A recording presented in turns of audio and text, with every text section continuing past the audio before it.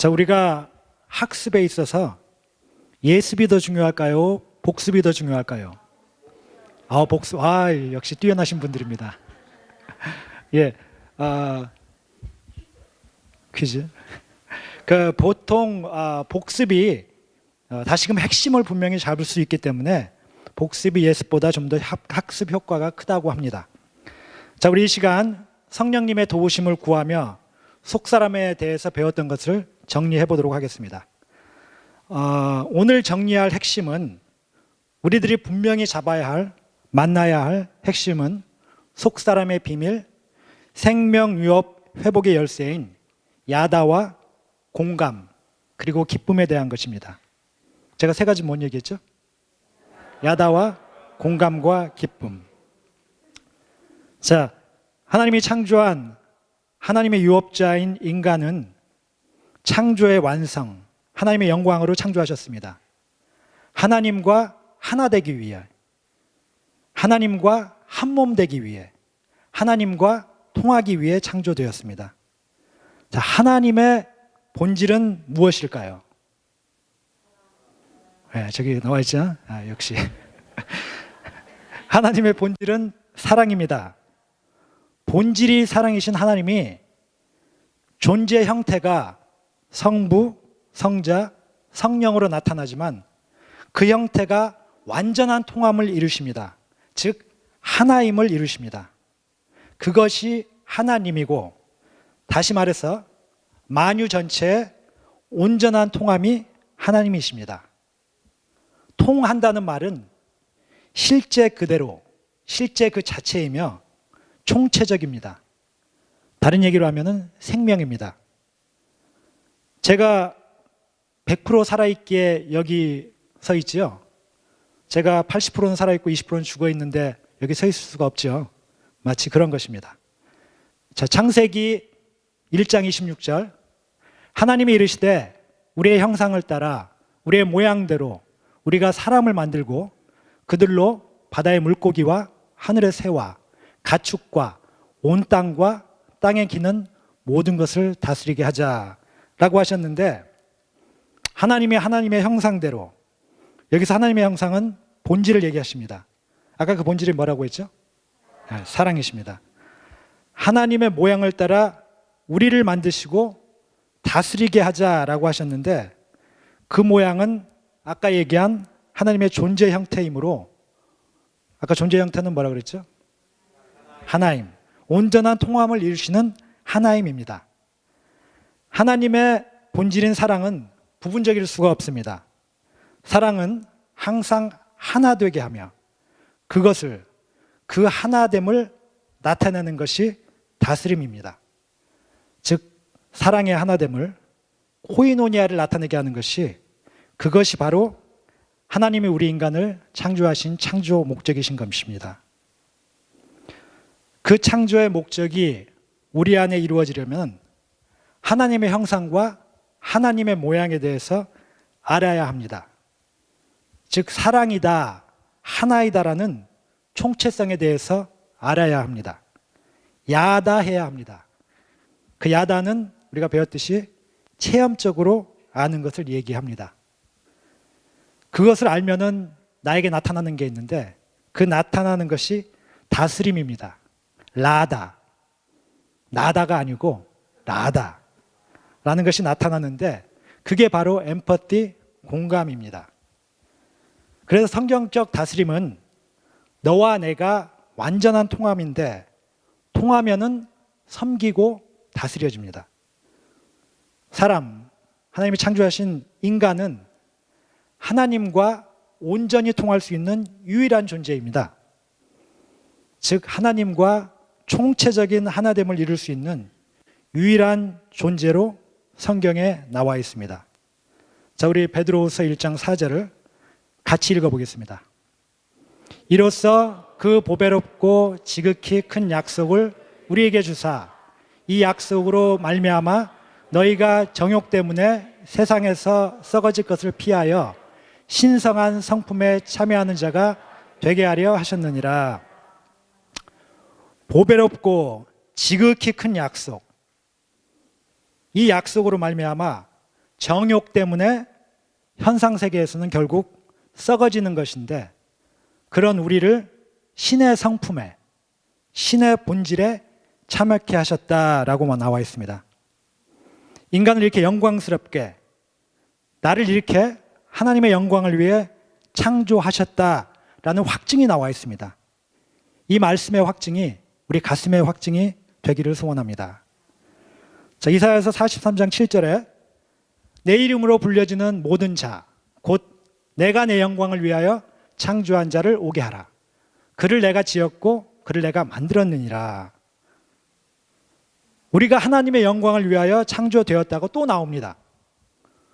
우리는 하나님의 영광을 위해 창조되었는데 그 영광은 하나님과 총체적 하나됨을 누리고 하나님과 온전히 통하는 존재, 하나님의 가슴으로 모든 것을 다스리는 존재다라는 것입니다. 자, 이제 이 두 가지, 야다와 공감, 속사람의 특징인 야다와 공감에 대해 이학권 성도님을 모시고 다시 한번 살펴보도록 하겠습니다. 두 가지를 봤으니까 두 가지를 좀 보겠습니다. 첫째, 야다. 야다는 히브리어 중에 가장 다양한 의미를 가진 단어예요. 다시 말해서 총체성이에요.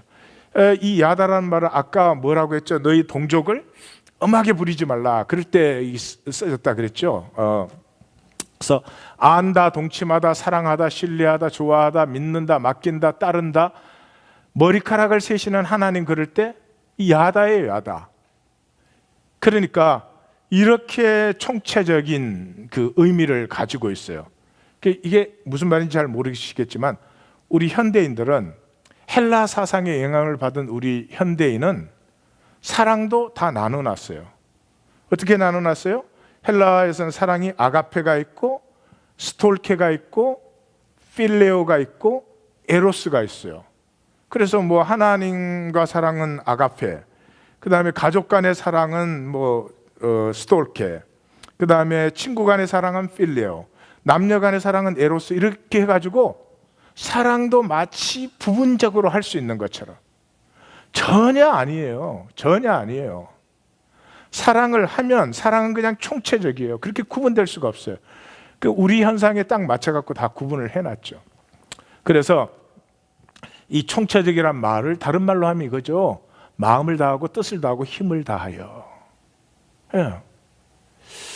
또 이 야다라는 단어가 굉장히 재미있게 써져 있어요. 성경에 제 시간 있으면 많이 소개해주고 싶은데, 창세기에서 그 요셉 기사에서 요셉이 이제 그 보디발의 집에 팔려갔을 때 6절과 8절에서 모든 소유를 간섭하지 않았다, 이때 야다를 쓰고 있어요. 다시 말해 뭐예요? 간섭하지 않았다는 말은 완전히, 간섭하지 않았다는 건 완전히 맡겼다, 그런 뜻이죠. 그 야다를 쓴 거예요, 야다를. 그래서 이 야다의 이 특징은 총체성. 총체성. 네. 네. 그 다음에 empathy. 이게 인간만의 유일한 특성이에요. 저는 이 과학이 발달되는 게 참 좋아요. 과학이 발달되면은 이 성경 계시를 훨씬 더 깊이 이해할 수 있게 이게 많이 열어져요. 침팬지나 돌고래나 이 지능이 굉장히 높고 또 새들 중에 이 노래를 가르칠 수가 있어요. 노래를 가르치거나 놀이를 가르치거나 그렇게 해서 인간처럼 배울 수가 있는데, 그렇게 그 동물들이 그렇게 이제 인간처럼 뭘 잘해도 절대로 안 되는 게 있답니다. 절대로 안 되는 게 있는데, 침팬지와 돌고래들은 어떤 액티비티를 신기하면 잘 따라서 하는데 같이 하는 거는 못 한대요. 네. 그러면은 그거는 훈련이 더 이상 안 된대요. 새도 마찬가지고 이 같이 노래를 하게끔 훈련을 시킬 수는 있는데 화음을 맞추게 할 수는 절대로 없대요. 다시 말해서 내가 하면서 너를 느껴주는 것, 그는 동물 세계는 전혀 없대요. 그래서 이 엠파티는 인간만이, 인간이 가진 모든 위대함과 고결함과 이 신비함과 순결함, 이런 것들은 전부 이 empathy 안에 있어요. empathy. 이 너와 내가 가슴으로 통할 수 있는 이 하나님의 이 성품에 우리 인간의 비밀이 들어있다는 거죠. 그래서 사실은 그런 말이죠. 예수님께서 마음을 다하고 목숨을 다하고 뜻을 다하여 주 너의 하나님을 사랑하라. 이건 야다죠, 야다죠. 하나님과 하나됨. 내 이웃을 내 자신같이 사랑하라. 이건 엠퍼시죠. 이것이 성경의 전부다. 이것이 성경의 전부다. 그래서 속사람의 특징은 야다와 엠퍼시입니다. 그러니까 겉사람이 노력을 많이 하면 엠퍼티가 공감이 될까요? 될까요?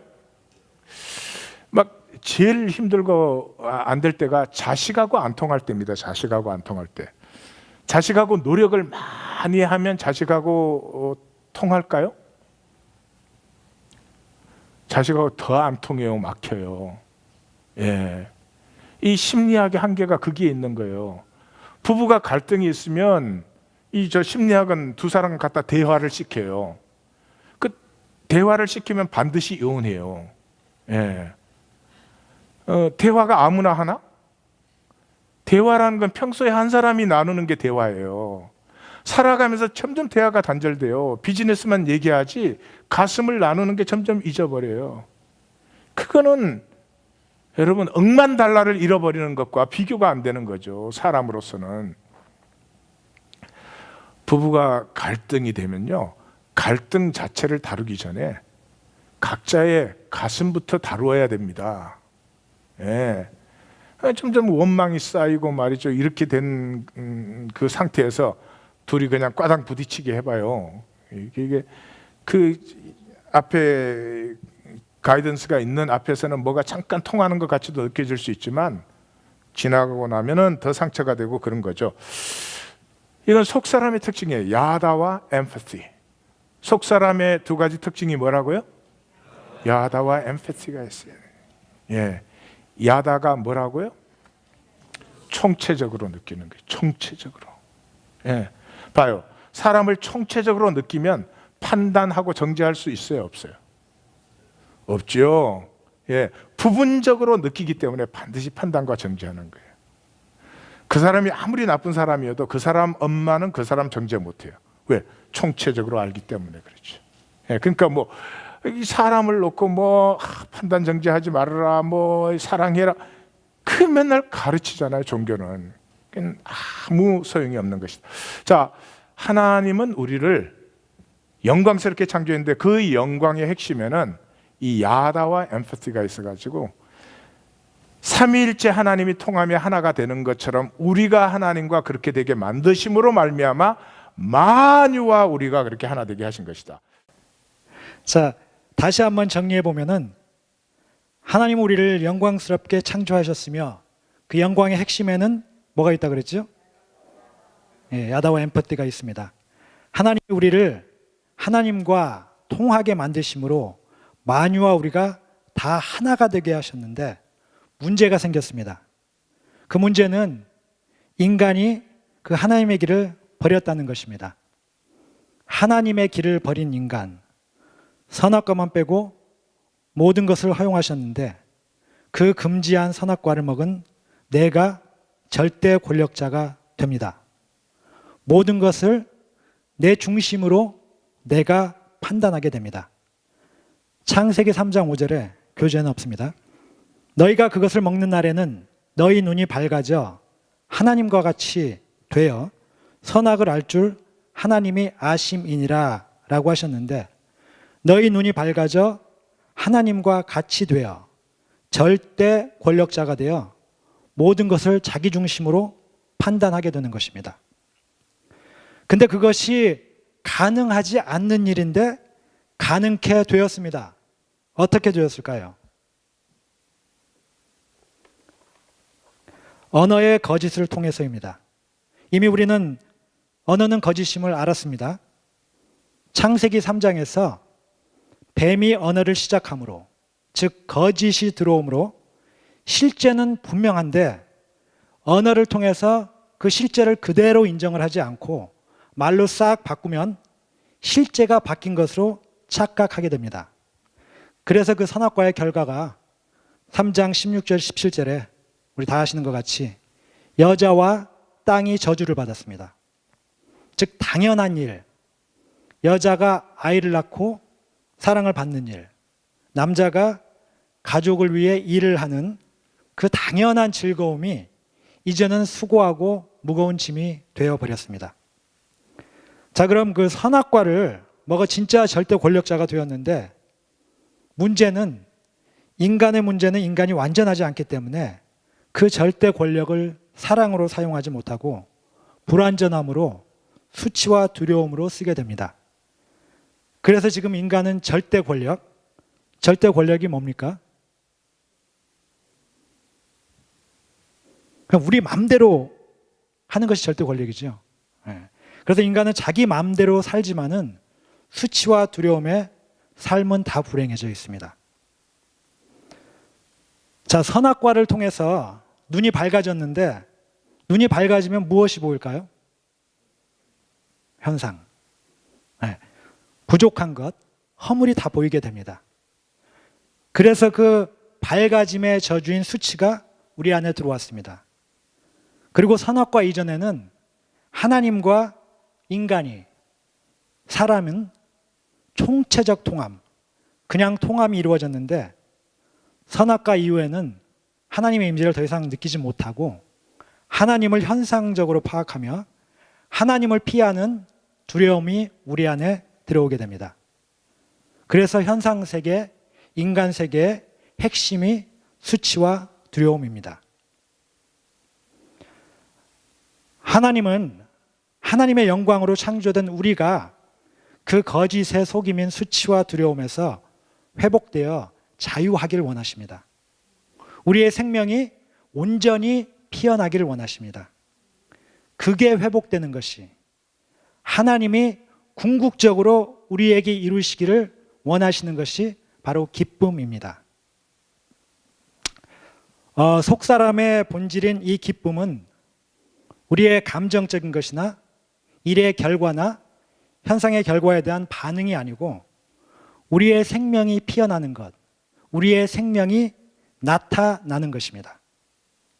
기쁨, 생명이 나타남은 총체적인 것입니다. 속사람의 본질입니다. 100%입니다. 기쁨은 진실입니다. 인간 진실의 핵심입니다. 기쁨이 있는 사람이 진실할 수 있으며 세상을 이길 수 있습니다.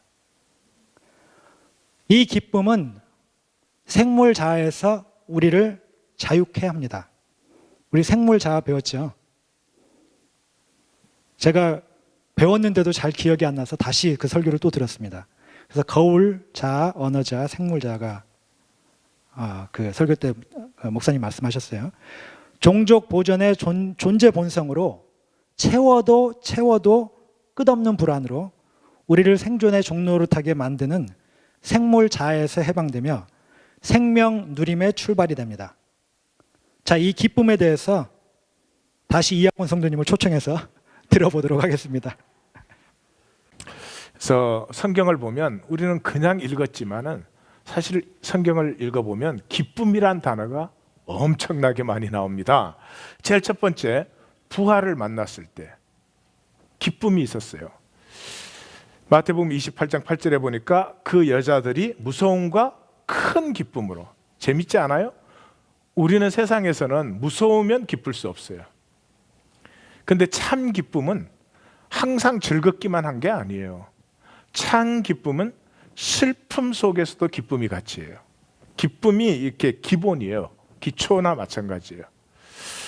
그래서 무서움과 큰 기쁨으로 부활하신 주님을 만났을 때, 그 다음에 누가복음에 또 가면 그러죠. 그들이 너무 기쁨으로, 언제예요? 엠마오로 가던 두 제자가 돌아와서 우리가 주님을 만났다라고 보고를 할 때 주님이 거기에 나타났죠. 그때 그들이 너무 기뻐함으로, 너무 기쁘다, 큰 기쁨, 이런 말이 계속 나는 걸 볼 수 있어요. 그 다음에 주님이 승천하신 후에 제자들이 그들이 큰 기쁨으로 예루살렘으로 돌아가. 승천 후에 얘기죠. 부활을 만났을 때 기쁨이 있었어요.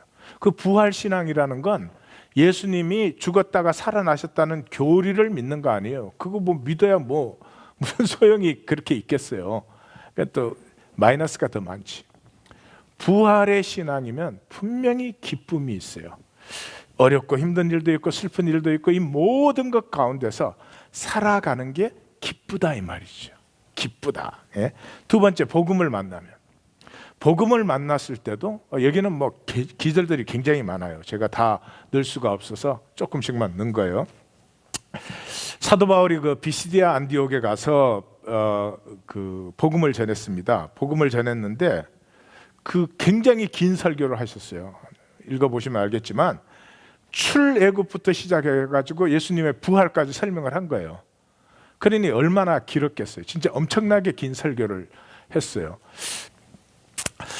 사도 바울의 심정을 제가 이해할 것 같아요. 출애굽부터 부활까지를 쫙 그 사람들에게 가르치죠. 그랬더니 그냥 사람들이 너무 기뻐하는 거예요. 너무 기뻐해가지고 그 다음 안식일에도 또 말씀을 전해달라 그래서 말씀을 전하러 또 가는데 온 시민이, 그 성읍에 온 시민이 다 모였더라 그렇게 돼 있어요. 그래서 막 난리가 났죠. 온 안디옥 전체가. 그러니까 그 지도자들이 바나바와 바울을 그 핍박을 하고 박해를 해가지고 바나바와 바울은 쫓겨납니다. 쫓겨났는데 제자들은 기쁨과 성령이 충만하니라. 복음을 만난 사람은 기쁨이 있어요. 이게 특징이에요. 복음을 만난 사람은 정통 교리를 갖고 있다. 그건 절대로 아니에요. 예, 복음을 만난 사람은 교리 하나도 몰라도 돼. 그러니까 기쁨이 있어요. 사는 것이 기쁨이에요. 기쁘지 않은 사람은 세상이 마음대로 할 수 있어. 뭐 마음대로 할 필요가 없지. 지가 알아서 세상의 종노릇을 하니까. 근데 기쁨이 있는 사람은 이 방부제 같아서 이 침입을 못하는 거지 세상이요. 또 그래서 이제 다 마치고 돌아와서 예루살렘에 와서 그 이방인들이 죽게 돌아온 것을 보고할 때 형제들이 어떻게 다 크게 기쁘게 하더라. 그 보고가 형제들을 다 기쁘게 하더라. 그 다음에 궁극적인 가치를 만났을 때 기쁨이 있어요. 그건 뭐 두말할 것도 없어요. 내 삶에서 이것을 위해서는 내가 죽어도 좋다. 내 영혼이 이것을 찾았구나. 내가 무엇을 찾는지 나도 잘 몰랐는데 그것을 딱 만나는 순간에 기쁨이 피어나고 자신감이 피어나고 뭐 그동안 내 속에 어지럽던 것들 뭐 이제 열등의식, 수치 이런 것들이 현저하게 힘을 탁 잃어버리죠. 그래서 기쁨이 피어나요. 궁극적 가치를 만나면.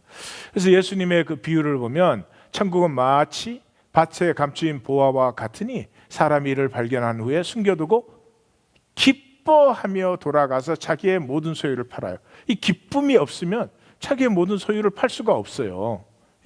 이 기쁨이 있을 때, 기쁨은 이 현상의 욕망을, 현상의 유혹을 소멸시키는 항암제예요, 항암제.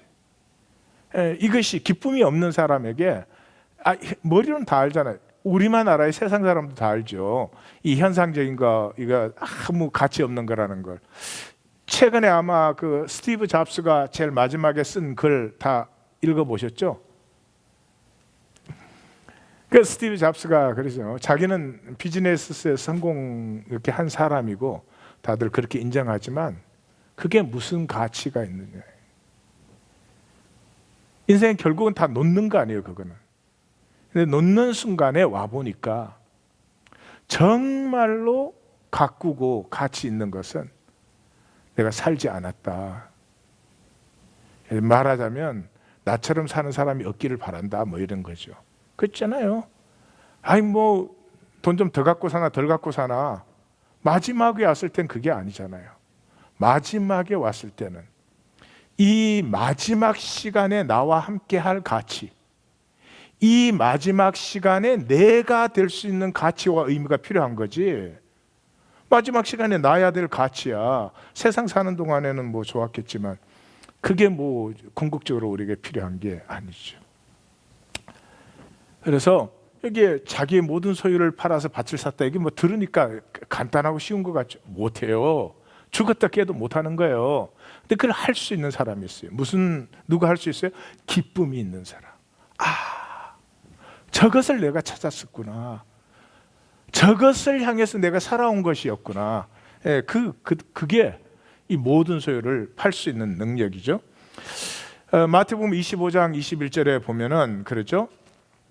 그 주인이 이르되 잘하였도다 착하고 충성된, 이건 뭐 계속 나오는 반복되는 말씀 중에 하나인데요. 착하고 충성된 자나 내가 적은 일에 충성하였으며 내 주인의 즐거움에, 여기도 똑같이 joy, 카라예요. 카라.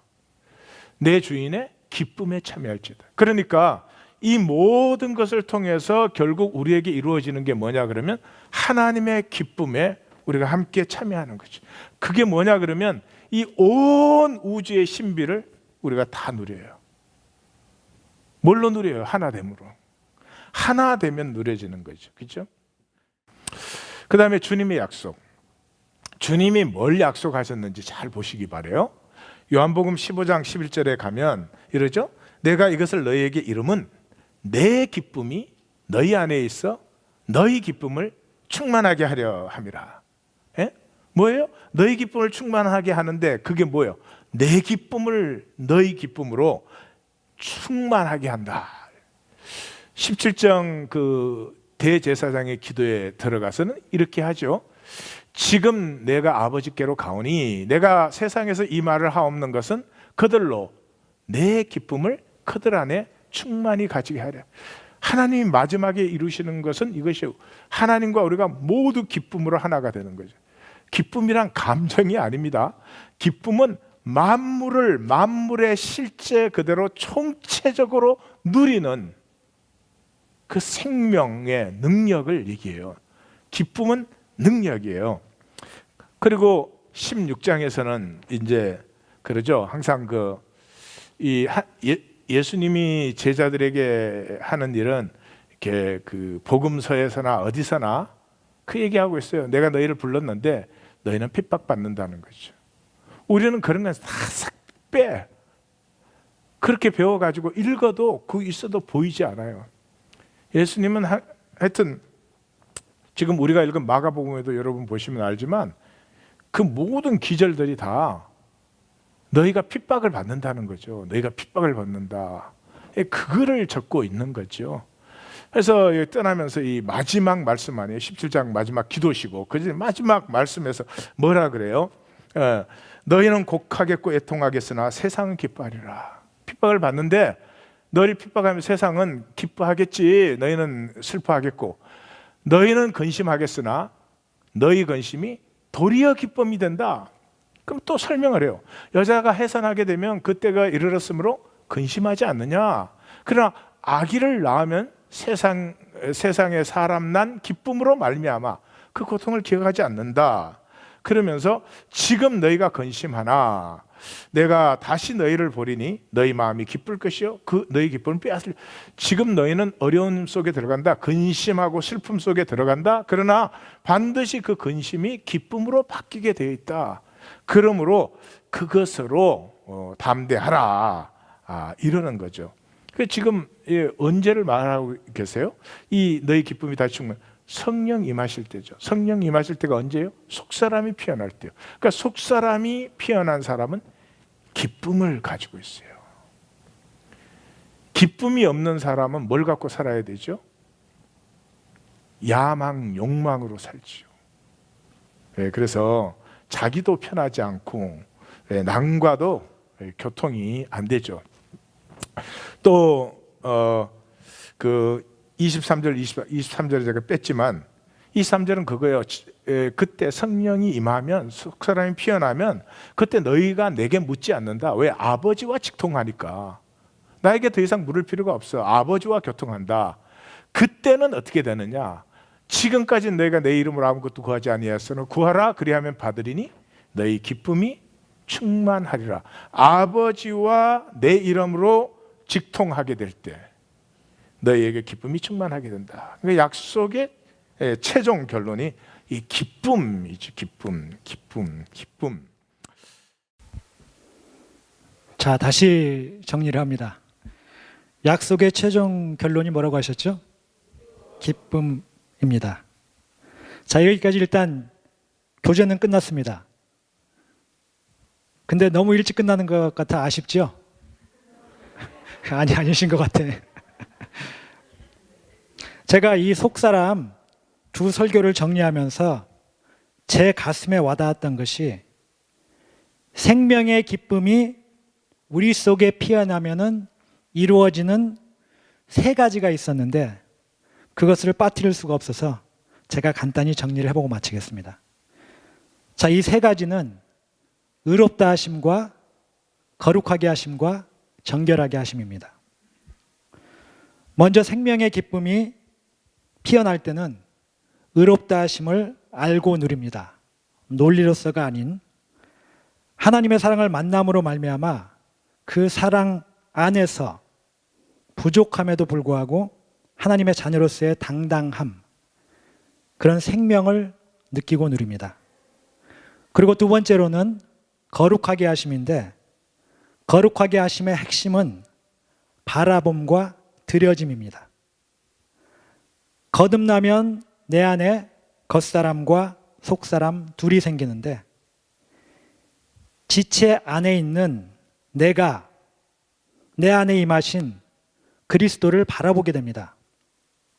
바라본다고 그리스도가 금방 알아지지는 않지만 자꾸 바라봄으로 그 비밀 속에 있는 아름다움이 보이며 바라볼 때마다 나를 그대로 받아주시는 그리스도를 체험함으로 용기가 생기고 자유함이, 생존에서의 자유함이 나에게 임하게 됩니다. 그 바라봄을 통해서 드려짐이 나타납니다. 하나님은 우리를 다 받으십니다. 그 받으심에 우리의 죄악된 삶을 받으셔서 이 죄악된 것이 거름이 되어서 중심의 진실함으로 활짝 피어나도록 나를 재창조하시는데 이것이 바로 영적 예배입니다.